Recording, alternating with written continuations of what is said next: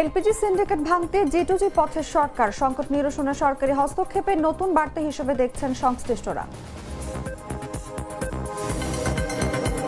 প্রার্থীরা ফিরে পেতে আপিল শুনানির শেষ দিন আজ। দ্বৈত নাগরিকত্বের সিদ্ধান্ত দেবে ইসি। 3 বিষয় প্রতিবাদে ইসি কার্যালয় ঘেরাও ছাত্র দলের।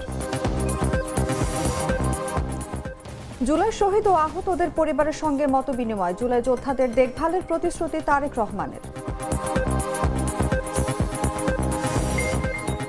যুক্তরাজ্য, ফ্রান্স সহ ইউরোপের 8 দেশের উপর 10% শুল্ক আরোপের ঘোষণা ট্রাম্পের। কার্যকর হবে আগামী 1 ফেব্রুয়ারি থেকে। ইইউ নেতাদের তীব্র প্রতিক্রিয়া। এবং ভারতে বিশ্বকাপ না খেলার জন্য গ্রুপ বদলের প্রস্তাব, অনিচ্ছুক আয়ারল্যান্ডও। নির্ধারিত সূচিতেই গড়াবে গ্রুপ পর্বের ম্যাচ।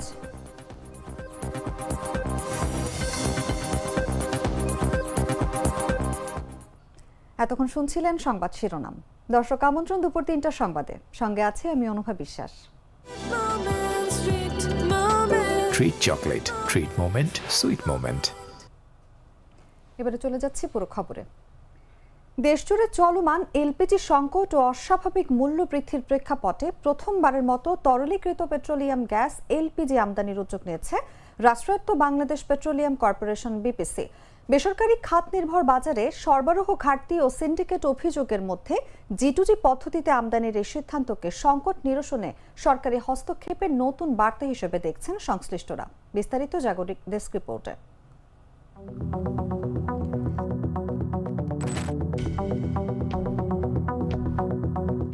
দেশজুড়ে চলমান এলপিজি সংকট মোকাবেলায় প্রথমবারের মতো তরলীকৃত পেট্রোলিয়াম গ্যাস এলপিজি আমদানির আগ্রহ দেখিয়েছে রাষ্ট্রায়ত্ত বাংলাদেশ পেট্রোলিয়াম কর্পোরেশন বিপিসি।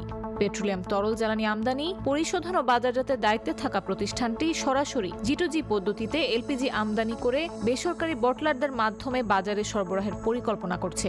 এ লক্ষ্যে জ্বালানি ও খনিজ সম্পদ বিভাগে অনুমতি চেয়ে চিঠিও পাঠিয়েছে বিপিসি। বর্তমানে দেশে এলপিজি আমদানি ও সরবরাহ পুরোপুরি বেসরকারি খাত নির্ভর। বিপিসি নিজস্ব এলপিজি জেটি, পাইপলাইন কিংবা স্টোরেজ সুবিধা না থাকায় সংকটের সময় সরকারের হস্তক্ষেপ সীমিত হয়ে পড়ে। বিপিসি বলছে, ইস্টার্ন রিফাইনারিতে উপজাত হিসেবে উৎপাদিত এলপিজি দিয়ে দেশের মোট চাহিদার মাত্র 1.3% পূরণ হয়। ফলে বাজার স্থিতিশীল রাখতে সরাসরি আমদানির বিকল্প খোলা প্রয়োজন। ব্যবসায়ীরা বিপিসির উদ্যোগকে স্বাগত জানালেও এটিকে স্থায়ী সমাধান নয় বলে মনে করছেন। তাদের মতে, যুক্তরাষ্ট্রের নিষেধাজ্ঞায় ইরান থেকে এলপিজি পরিবহন ব্যাহত হওয়া, এলসি জটিলতা এবং শীতকালে চাহিদা বৃদ্ধির কারণে সংকট তীব্র হয়েছে। এই সুযোগে কিছু ডিলার ডিস্ট্রিবিউটর সিন্ডিকেট করে নির্ধারিত দামের চেয়ে 500 থেকে 1000 টাকা বেশি আদায় করছে বলে অভিযোগ রয়েছে। এদিকে অটোগ্যাস পাম্পের সরবরাহ কমে যাওয়ায় ভোগান্তিতে পড়েছেন যানবাহন ব্যবহারকারীরা।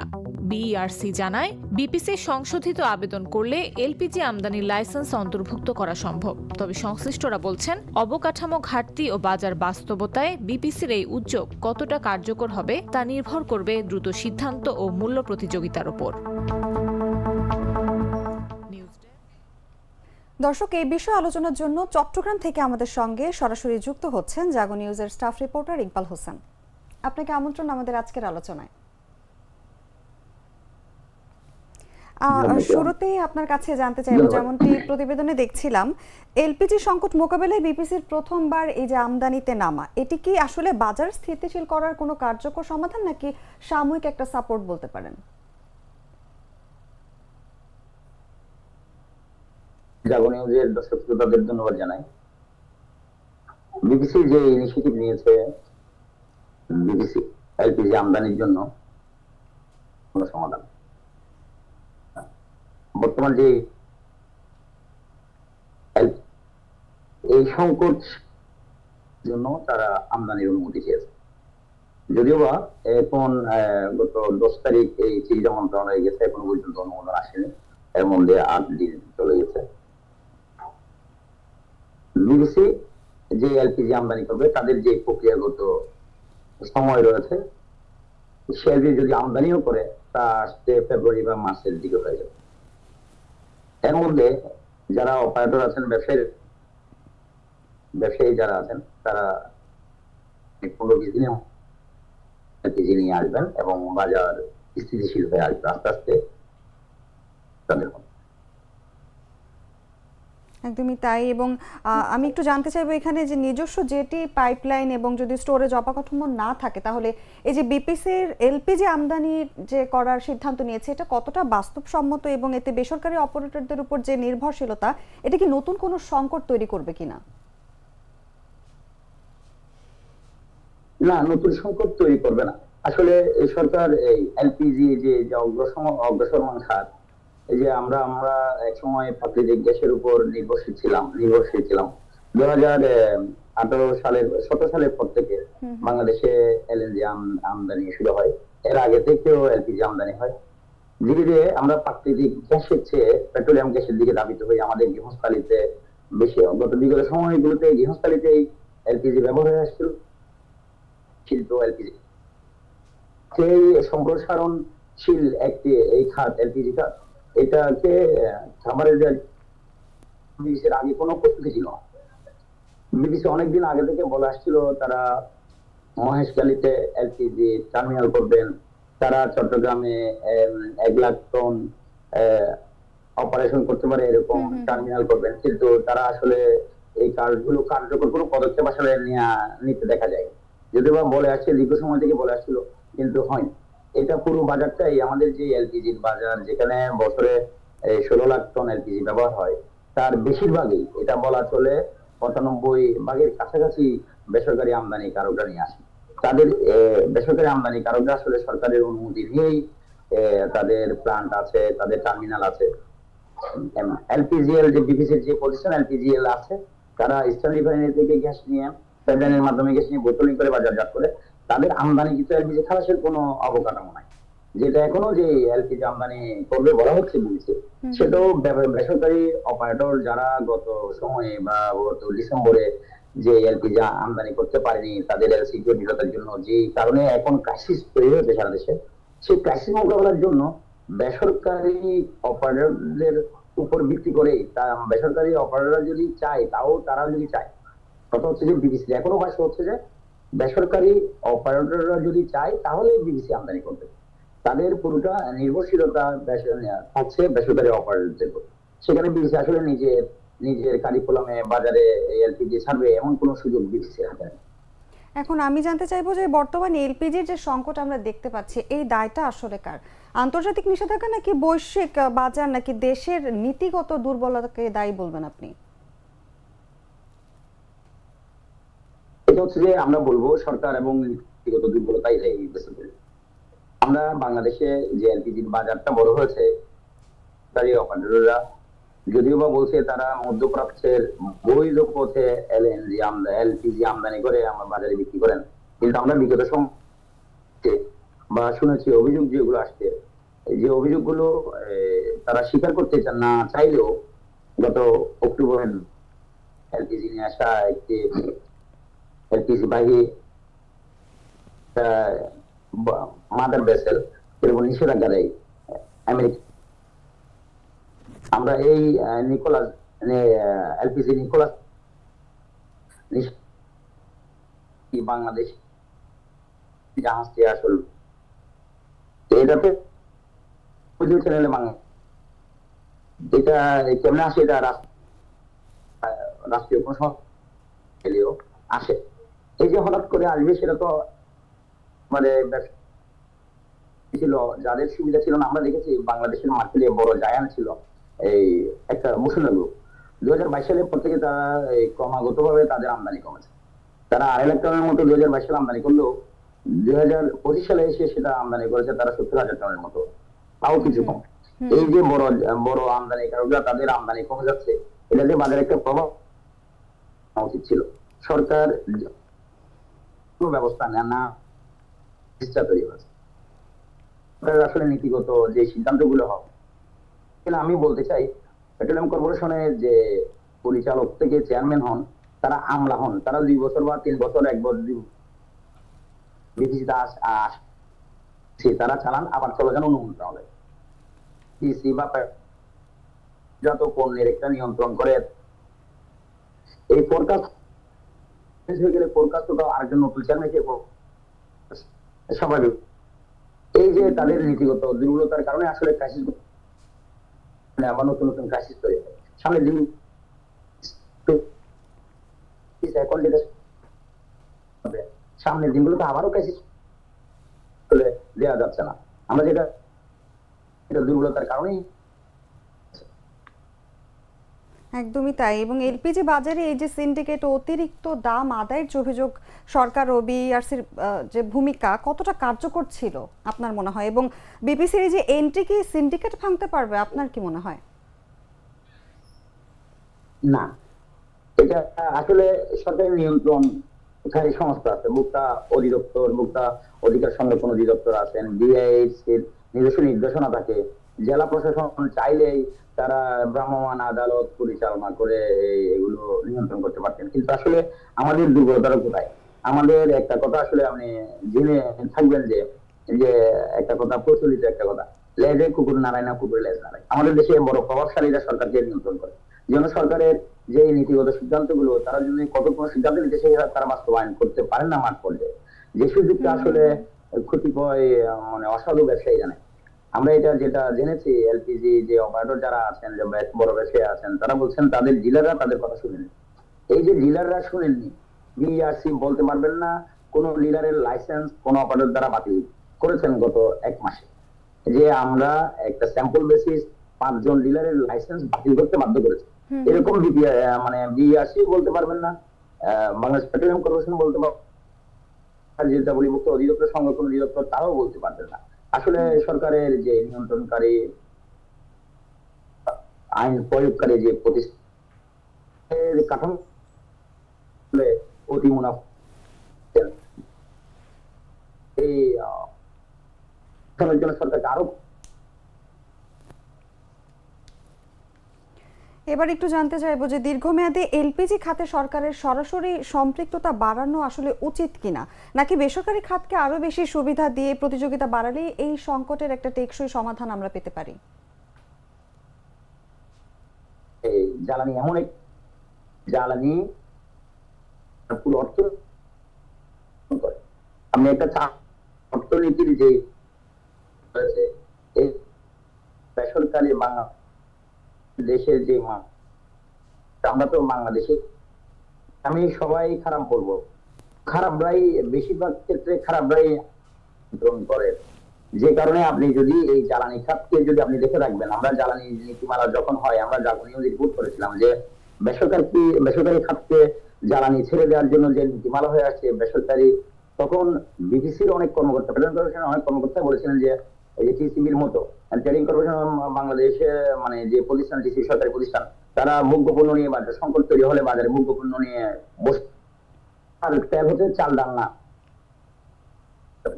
বিপিসি তখন বলা হয়েছিল বিপিসিও কোনো এক সময় বেসরকারি খাতকে ছেড়ে দিলে তাদের, যদিও বা আমাদের পাশাপাশি অনেক দেশে বেসরকারি খাতে জ্বালানি রয়েছে, জ্বালানি নিয়ন্ত্রণ রয়েছে, কিন্তু বাংলাদেশের যে মানসিকতা, বাংলাদেশের ব্যবসায়ীদের বলেন আমাদের যে মানসিকতা, সেটা হচ্ছে যে যদি সুযোগ পায় তারা মানুষের উপর চাপ দিয়ে দেয়, যা মানুষের অতিরিক্ত মুনাফা লাভের যে মানসিকতা, সেটা নিয়ন্ত্রণ করতে হলে অবশ্যই সরকারের হাতে রাখতে হবে।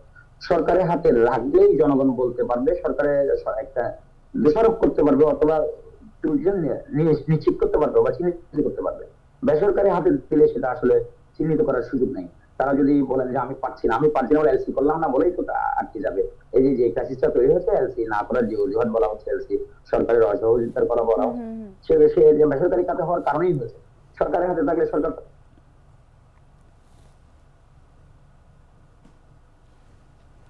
ইকবাল, আপনাকে অসংখ্য ধন্যবাদ আমাদের সঙ্গে আজ আলোচনায় যুক্ত থাকার জন্য। দর্শক, কথা বলছিলাম জাগো নিউজের স্টাফ রিপোর্টার ইকবাল হোসেনের সঙ্গে। চলে যাচ্ছি অন্যান্য খবরে। আসন্ন ত্রয়োদশ জাতীয় সংসদ নির্বাচনকে সামনে রেখে মনোনয়নপত্র বাছাইয়ে রিটার্নিং কর্মকর্তাদের সিদ্ধান্তের বিরুদ্ধে দায়ের করা আপিল শুনানির শেষ দিন আজ। একই সঙ্গে দ্বৈত নাগরিকত্ব থাকা প্রার্থীরা জাতীয় নির্বাচনে অংশ নিতে পারবেন কিনা সেই বিষয়ে সিদ্ধান্ত জানাবে নির্বাচন কমিশন। রোববার অবশিষ্ট সব আপিলের শুনানি গ্রহণ করা হবে। ঢাকার আগারগাঁওয়ে নির্বাচন ভবনের অডিটোরিয়ামে সকাল 10টা থেকে শুরু হবে আপিল শুনানি। এর আগে শনিবার আপিল শুনানির 8ম দিনে 112টি আবেদনের শুনানি গ্রহণ করা হয়। এতে 45টি আপিল মঞ্জুর হয়। এর মধ্যে মনোনয়নপত্র বাতিলের বিরুদ্ধে মঞ্জুর হয়েছে 43টি। এবং মনোনয়নপত্র গ্রহণের বিরুদ্ধে মঞ্জুর হয়েছে 2টি আবেদন। কমিশন 37টি আপিল নামঞ্জুর করেছে। এর মধ্যে মনোনয়নপত্র বাতিলের বিরুদ্ধে নামঞ্জুর হয়েছে 13টি আবেদন এবং মনোনয়নপত্র গ্রহণের বিরুদ্ধে নামঞ্জুর হয়েছে 24টি আবেদন। এছাড়া শুনানিকালে 9টি আপিল আবেদন প্রত্যাহার করে নেওয়া হয়েছে এবং 2 জন আপিলকারী অনুপস্থিত ছিলেন। কমিশন 19টি আপিল আবেদন অপেক্ষমান রেখেছে।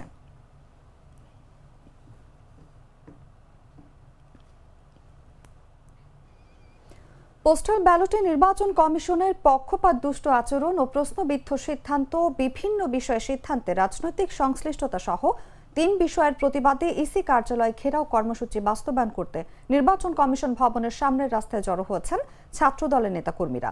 রোববার পূর্ব নির্ধারণ কর্মসূচির আওতায় সকাল থেকে ইসি ভবনের সামনে ছাত্রদল নেতাকর্মীরা জড়ো হতে থাকেন।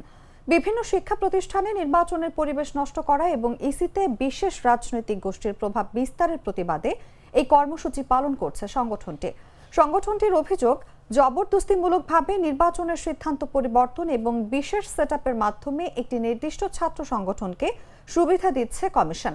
এই প্রক্রিয়ায় জাতীয় নির্বাচনেও বড় ধরনের কারচুপির নীল নকশা করা হচ্ছে বলে দাবি করেছেন ছাত্রদল সভাপতি রাকিবুল ইসলাম রাকিব। আমাদের আমাদের অনেকগুলো ইস্যু রয়েছে। আমরা অবশ্যই সেখানে গিয়ে সিএসসি বরাবর এই বরাবর আমরা করতে পারতাম, কিন্তু আমাদের তো 22 তারিখ থেকে জাতীয় নির্বাচনের আপনার প্রচারণা শুরু হয়ে যাবে। এখানে ঘেরাও ঘিরে যে 3টা বিষয় নিয়ে আপনার অভিযোগ করলেন, এই 3টা বিষয় একবারে স্পেসিফিক ছোট করে বললে আমাদের। আমরা তো বললাম যে আজকের মূল যে ইস্যু ব্যালট পেপার ইস্যু, যেটা আমরা লক্ষ্য করলাম যে একটা বিশেষ রাজনৈতিক গোষ্ঠীর প্রভাব প্রতিপত্তির মাধ্যমে এই ধরনের কর্মকাণ্ড ঘটেছে এবং যারা এখানে বসে আছে তাদের অবশ্যই প্রত্যক্ষ ইন্ধনে এবং প্রত্যক্ষ মদতে এই ঘটনাটি ঘটেছে।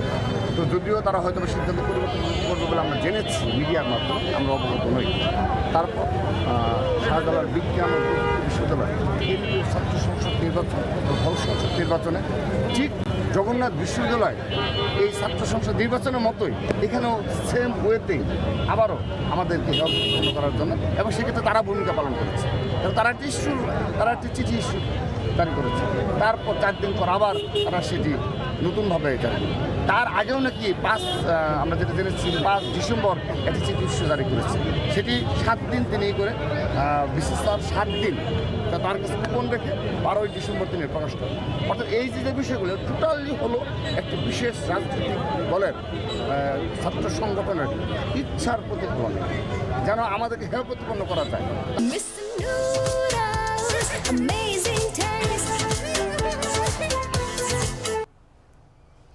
ত্রয়োদশ জাতীয় সংসদ নির্বাচন সামনে রেখে দেশের রাজনীতিতে জোট ও আসন বন্টনকে ঘিরে নতুন করে জটিলতা তৈরি হয়েছে। বড় দলগুলোর পাশাপাশি ইসলামপন্থী রাজনীতিতেও ঐক্য ও ভাঙনের টানাপোড়েন স্পষ্ট হয়ে উঠছে। জামায়াতে ইসলামীর নেতৃত্বে গঠিত নির্বাচনী জোট এবং সেখান থেকে ইসলামী আন্দোলন বাংলাদেশের সরে দাঁড়ানোর ঘটনা নির্বাচনী সমীকরণে নতুন মাত্রা যোগ করেছে, যা ভোটের মাঠকে আরও প্রতিদ্বন্দ্বিতাপূর্ণ করে তুলছে। বিস্তারিত তুষার ইসলামের রিপোর্টে। তাদের সহযোগী হওয়ার জন্য আমরা প্রস্তুত নই। তো বাস্তবতা একটা এখনো আছে। ত্রয়োদশ জাতীয় সংসদ নির্বাচন যত ঘনিয়ে আসছে, রাজনীতির অঙ্ক ততই জটিল হয়ে উঠছে। জোট সমঝোতা আর ভোটের হিসাব নিকাশে এখন ব্যস্ত দেশের বড় দলগুলো। বিএনপি ইতোমধ্যেই শরিকদের সঙ্গে আসন বন্টন চূড়ান্ত করে নির্বাচনী প্রস্তুতিতে এগিয়েছে। অন্যদিকে ইসলামপন্থী রাজনীতিতে নতুন সমীকরণ তৈরির চেষ্টা নিয়ে মাঠে নেমেছে জামায়াতে ইসলামী। প্রথমবারের মতো বড় পরিসরে নির্বাচনে অংশ নিতে 11 দলকে নিয়ে গড়ে ওঠে জামায়াতের নেতৃত্বাধীন 11 দলীয় নির্বাচনী ঐক্য। দফায় দফায় বৈঠকের পর 15ই জানুয়ারি জামায়াত 179 আসনে প্রার্থী ঘোষণার মাধ্যমে শক্ত বার্তা দেয়। জোটের শরিক দলগুলোকেও নির্দিষ্ট আসনে লড়াইয়ের ছাড় দেয়া হয়। জামায়াত নেতারা বলছেন, এই জোটের প্রার্থীরা কেবল দলীয় নয়, বরং দেশবাসীর প্রতিনিধি। জামায়াতে ইসলামীর বাংলাদেশের সারা দেশে লক্ষ লক্ষ কর্মী সমর্থক আছেন। ক্ষমতায় যাওয়ার মতো অবস্থা তৈরি হয়েছে, তখন তারা আল্লাহর আইন থেকে সরে গেলেন। তবে ঐক্যের এই ছবি বেশি দিন স্থায়ী হয়নি। নাটকীয়ভাবে জোট থেকে বেরিয়ে যাওয়ার ঘোষণা দেয় ইসলামী আন্দোলন বাংলাদেশ। তারা 268 আসনে একক প্রার্থী দেওয়ার সিদ্ধান্ত জানিয়ে কার্যত 300 আসনের নির্বাচনী মাঠে নিজেদের উপস্থিতি নিশ্চিত করে। এর মধ্য দিয়ে ইসলামপন্থী ভোট এক ছাতার নিচে আনার উদ্যোগে বড় ধাক্কা লাগে। শেষ মুহূর্তে যদি আমরা দেখি, প্রধান যে রাজনৈতিক শক্তি আমাদের সহযোগী শক্তি ছিলেন, তারা যখন নাকি বলছেন যে না, তারা সে আল্লাহর আইনের পথে চলবেন না, বরং প্রচলিত আইনেই তারা রাষ্ট্র পরিচালনা করবেন, তখন আমরা তাদের সহযোগী হওয়ার জন্য আমরা প্রস্তুত নই। ওনাদের জন্য তো আমরা আসন রেখেছি, আমরা চেয়ারও রেখেছিলাম, আসনও আমরা ঘোষণা দিয়েছিলাম যে এতটা আসন আছে, তো বাস্কতে একটা এখনো আছে। দুই পক্ষের বক্তব্যে এটা স্পষ্ট, ভাঙনের কেন্দ্রবিন্দু আসন বন্টন ও রাজনৈতিক দর্শন। ইসলামী আন্দোলন যেখানে নীতিগত প্রশ্ন তুলে সমঝোতা নাকচ করেছে, সেখানে জামায়াত বলছে বিভ্রান্তি ছড়ানো হচ্ছে। ভেতরে ভেতরে আসনের সংখ্যাগত টানাপোড়েনি যে শেষ পর্যন্ত দূরত্ব বাড়িয়েছে তা রাজনৈতিক মহলের আলোচনায় স্পষ্ট। ফলে ইসলামপন্থী রাজনীতিতে ঐক্যের স্বপ্ন আপাতত থমকে গেলেও ভোটের লড়াই যে আরো প্রতিদ্বন্দ্বিতাপূর্ণ হতে যাচ্ছে সে ইঙ্গিত মিলছে এখনই। পুলিশ কোনো রাজনৈতিক দলের রক্ষক নয়, তারা জনগণের করের টাকায় পরিচালিত রাষ্ট্রের কর্মচারী বলে মন্তব্য করেছেন স্বরাষ্ট্র উপদেষ্টা মোহাম্মদ জাহাঙ্গীর আলম চৌধুরী। বলেন, পুলিশ বাহিনীর মূল দায়িত্ব হলো জনগণের সেবা করা এবং আইনের শাসন নিশ্চিত করা। রোববার সকালে রাজশাহীর সারদা পুলিশ একাডেমিতে সহকারী পুলিশ সুপারদের সমাপনী কুচকাওয়াজ অনুষ্ঠানে প্রধান অতিথির বক্তব্যে তিনি এসব কথা বলেন। এ সময় আসন্ন জাতীয় সংসদ নির্বাচন অবাধ, সুষ্ঠু ও নিরপেক্ষভাবে সম্পন্ন করতে পুলিশ বাহিনী সম্পূর্ণ প্রস্তুত বলেও মন্তব্য করেন স্বরাষ্ট্র উপদেষ্টা। আইন প্রয়োগের দায়িত্ব আপনাদের হাতে থাকবে, কিন্তু মনে রাখতে হবে আইন প্রয়োগ মানেই কঠোরতা নয়। প্রকৃত শক্তি আসে ন্যায়বোধ থেকে। বিচার করার দায়িত্ব আদালতে, কিন্তু তদন্ত, গ্রেপ্তার, আচরণ ও সিদ্ধান্তে পুলিশের বিচক্ষণতা ও নিরপেক্ষতা নিশ্চিত করে আপনাদের সবচেয়ে বড় দায়িত্ব। কোনো রাজনৈতিক পরিচয়, কোনো ব্যক্তি সম্পর্ক, কোনো প্রভাব বা চাপ যেন আপনাদের বিবেককে দুর্বল করতে না পারে, সেদিকে সর্বদা সচেষ্ট থাকতে হবে। ক্ষমতায় গেলে জুলাই আগস্টের যোদ্ধাদের দেখভালের জন্য মুক্তিযুদ্ধ বিষয়ক মন্ত্রণালয়ের আরেকটি বিভাগ খোলার কথা জানিয়েছেন বিএনপি চেয়ারম্যান তারেক রহমান। বলেন, আগামী দিনে বিএনপি সরকার গঠন করতে পারলে জুলাই আন্দোলনে যোদ্ধা পরিবারের কিছুটা কষ্ট লাঘবের চেষ্টা করা হবে, কারণ তারাও এক ধরনের মুক্তিযোদ্ধা। রোববার দুপুরে রাজধানীর খামারবাড়িতে কৃষিবিদ ইনস্টিটিউটের 24-এর গণ অভ্যুত্থানে শহীদদের পরিবার ও গুরুতর আহতদের সঙ্গে মতবিনিময় সভায় এই কথা জানান তিনি। এ সময় জুলাই আন্দোলনে যারা শহীদ এবং আহত হয়েছেন তাদের সাহসিকতার কারণেই ফ্যাসিবাদী শক্তি শুধু ক্ষমতা থেকেই নয়, দেশ ছেড়ে পালিয়ে যেতে বাধ্য হয়েছে বলে মন্তব্য করেন বিএনপি চেয়ারম্যান। গণ আন্দোলনে আহতদের দুইভাবে ক্ষতিপূরণ দেওয়ার চেষ্টা করতে পারেন জানিয়ে তারেক রহমান বলেন, এক, রাষ্ট্রীয় উদ্যোগে তাদের সর্বোচ্চ চিকিৎসা নিশ্চিত করা; দুই, মানুষের রাজনৈতিক এবং যোগ্যতা অনুযায়ী তার অর্থনীতি নিশ্চিত করা। হতাহতদের প্রতি রাষ্ট্রের অবশ্যই দায়িত্ব রয়েছে। জনগণের রায়ে রাষ্ট্র পরিচালনার দায়িত্ব পেলে পর্যায়ক্রমে বিএনপি তা পূরণ করবে বলেও জানান তারেক রহমান।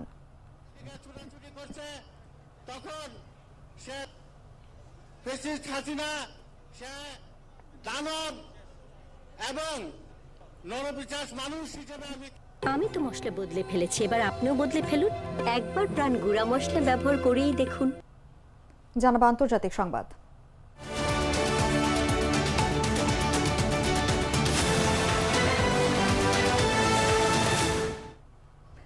গ্রিনল্যান্ড দখলের সিদ্ধান্তের বিরোধিতা করায় ইউরোপের আরও 8টি দেশে পণ্য রপ্তানির ওপর 10% শুল্ক চাপিয়েছেন মার্কিন প্রেসিডেন্ট ডোনাল্ড ট্রাম্প। শনিবার ট্রুথ সোশ্যালে দেয়া এক পোস্টে এক তথ্য জানান তিনি। ট্রাম্প জানান, দেশগুলোর সকল রপ্তানি পণ্যের ওপর আরও 10% করে শুল্ক আরোপিত হবে। এটি কার্যকর হবে আগামী 1 ফেব্রুয়ারি থেকে। আগামী জুনে এই শুল্ক বৃদ্ধি পেয়ে দাঁড়াবে 25%-তে। তিনি বলেন, ডেনমার্ক সহ ইউরোপীয় দেশগুলো দীর্ঘদিন ধরে যুক্তরাষ্ট্রের সহায়তা ও নিরাপত্তা সুবিধা ভোগ করছে, এখন তাদের ফেরত দেওয়ার সময় এসেছে। গ্রিনল্যান্ড প্রসঙ্গে ট্রাম্প বলেন, চীন ও রাশিয়া গ্রিনল্যান্ড নিতে আগ্রহী, আর ডেনমার্ক এটি রক্ষায় অক্ষম। তার দাবি, বর্তমানে গ্রিনল্যান্ডের নিরাপত্তা ব্যবস্থা প্রায় অস্তিত্বহীন এবং যুক্তরাষ্ট্র ছাড়া আর কোনো দেশ এই অঞ্চলের নিরাপত্তা নিশ্চিত করতে পারবে না। যুক্তরাষ্ট্রকে গ্রিনল্যান্ড কিনতে না দেয়া পর্যন্ত কার্যকর থাকবে এই শুল্ক বৃদ্ধির সিদ্ধান্ত। এদিকে মার্কিন প্রেসিডেন্টের এই সিদ্ধান্তের নিন্দা জানিয়েছে বেশ কিছু ইউরোপীয় রাষ্ট্রের নেতারা। ট্রাম্পের এই ঘোষণাকে কেন্দ্র করে ইউরোপীয় দেশগুলোর সঙ্গে যুক্তরাষ্ট্রের বাণিজ্য ও কূটনৈতিক সম্পর্ক নতুন করে উত্তেজনার মুখে পড়তে পারে বলে মনে করছেন আন্তর্জাতিক সম্পর্ক বিশ্লেষকরা।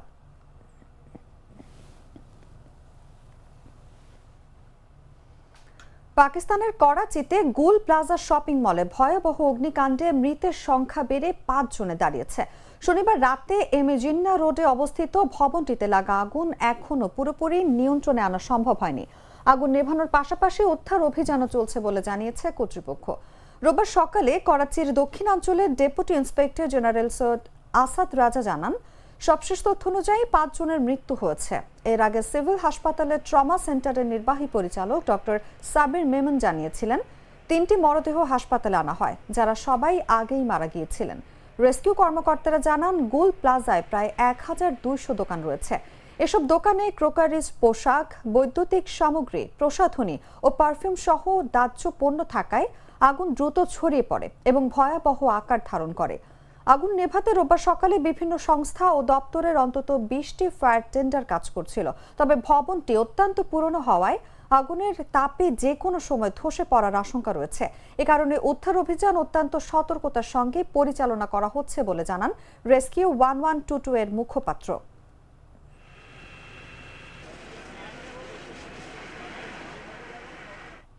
সংবাদ শেষ করব খেলার খবর জানিয়ে।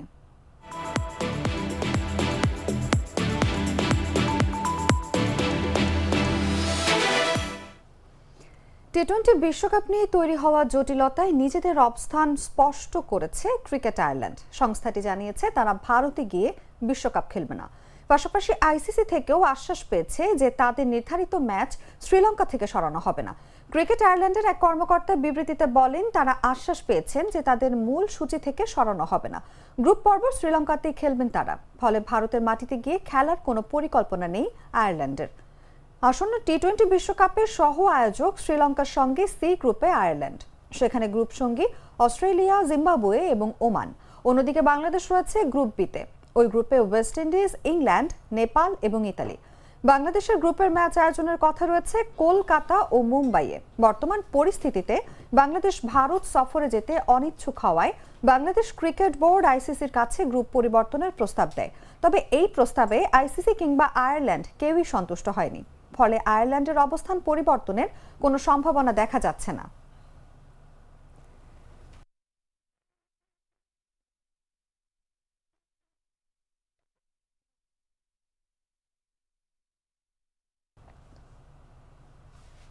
সংবাদ শেষ করার আগে শিরোনামগুলো জানিয়ে দিচ্ছি আরো একবার।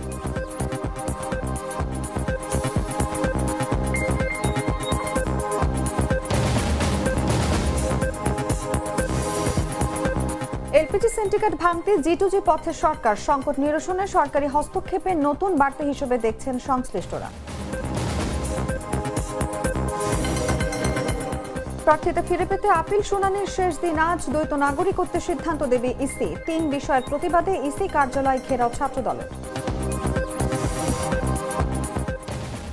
জুলাই শহীদ ও আহতদের পরিবারের সঙ্গে মতবিনিময়। জুলাই যোদ্ধাদের দেখভালের প্রতিশ্রুতি তারেক রহমানের। যুক্তরাজ্য, ফ্রান্স সহ ইউরোপের 8 দেশের ওপর 10% শুল্ক আরোপের ঘোষণা ট্রাম্পের। কার্যকর হবে আগামী 1 ফেব্রুয়ারি থেকে। ইইউ নেতাদের তীব্র প্রতিক্রিয়া। এবং ভারতে বিশ্বকাপ না খেলার জন্য গ্রুপ বদলের প্রস্তাব। অনিচ্ছুক আয়ারল্যান্ড। নির্ধারিত সূচিতেই গড়াবে গ্রুপ পর্বের ম্যাচ।